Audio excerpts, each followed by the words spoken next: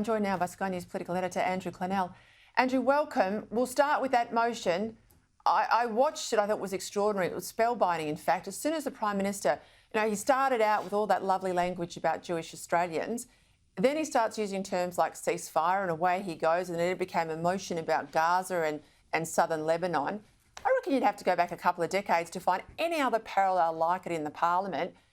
I mentioned at the top of the show, Peter Dutton was the one who reached out to the PM last week. I am surprised the government wasn't on the front foot this week, given Parliament was resuming. They didn't put a motion on the table. They were pushed into it by the opposition. They had those meetings today, of course, the leader and the PM. They couldn't agree. The PM insisted that there be all these references to Lebanon and Gaza. He wanted the ceasefire in there. Dutton says no. We know where we ended up in the Parliament. It was pretty extraordinary. What was your take? I mentioned too there, it carried with the support of the Greens and the Teals. What's your take? Yes, well, look, I think it's a mistake. That's my view. I don't see what's wrong with basically passing an opposition motion about October 7 and then in a subsequent day, if you want to talk about a ceasefire and these sorts of things, to do that. And I had one opposition frontbencher actually say to me this afternoon, why did he walk into the trap?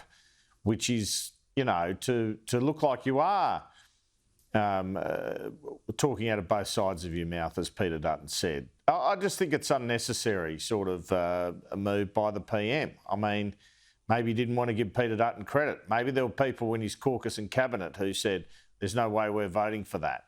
Maybe he is worried about the vote in Western Sydney. Whatever it is, he himself has said over the weekend, and Mark Butler has said, and Richard Marles has said, October 7 should be its own thing. It should be left alone. There shouldn't be vigils or protests from pro-Palestinian people on that date. So when it comes to October 8 and Parliament sitting, what's wrong with passing a motion in terms of the victims, more than 1,200 of that barbarity, absolute barbarity, on October 7? I thought it was pretty short-sighted. He objected to a couple of phrases, I understand, the PM. There were two meetings at 8:30 and 11 o'clock roughly this morning between Anthony Albanese and Peter Dutton. One of the clauses had basically the Middle East was quiet before the October 7 barbarity. I understand the PM didn't particularly accept that, but that could have been amended or something, couldn't it? And just pass the thing, and then we wouldn't be sitting here talking about it. And that's the main thing. That's the issue. It wouldn't be on the front pages of the paper tomorrow if you'd had just handled it in that fashion. But what the whole thing has done, and I guess Peter Dutton was probably thinking this could occur, is, again, it shows that real divide, massive divide on this war. And you said haven't seen it for a couple of decades. Well, Kieran was reminded today, Kieran Gilbert, my colleague, of the Iraq War. Simon Crean opposing Australia's involvement in that, and Mark Latham as well. So I think that would be not quite the same because Australia's not involved in this war, but it's along those lines, and I'm not sure it needed to be. The other statements that the PM and his ministers have made about October 7 is it's a horrific terrorist incident. That's all the motion sought to do. I don't think that motion would have taken anything away from Labor's calls for a ceasefire or for less civilian deaths in Lebanon and Gaza. But those calls, I interviewed Penny Wong about a week and a half ago, and she said, the only way out's a two-state solution, when she was in New York, and I interviewed her. And I'm like, really? I mean, how many decades have leaders of the US and other countries been trying to achieve that? It's not that simple. That's probably not the first step out of this. So I do think that it also comes from Anthony Albanese and Penny Wong thinking Netanyahu has gone too far and that he is timing it to do with the US election. And that it's not just about defending Israel as much as they say it is. I think that's their real view. That's not what October 7's about, Andrew. No, I know. That's the problem for the Prime Minister. But I'm just trying to...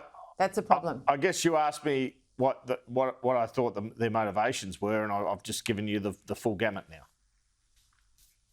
Yeah, no, I agree with you there. But I mean, I think the problem is he is trying to put too much into the motion. If they'd kept it simple and perhaps even shorter, and as I said, the government had led with the motion. I mean, Blind Freddie can tell you it's coming up when Parliament resumes, if October 7 is the week of resumption.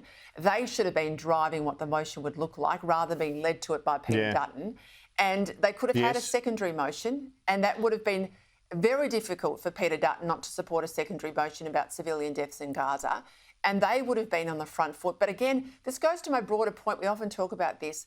Who the heck is running their strategy? The government looks like it's reacting to events. It's not in charge of events. Now, it's supposed to be the biggest office in the country with the biggest megaphone being the Prime Minister's, and they look like flotsam and jetsam as things are happening around them, not in control of things.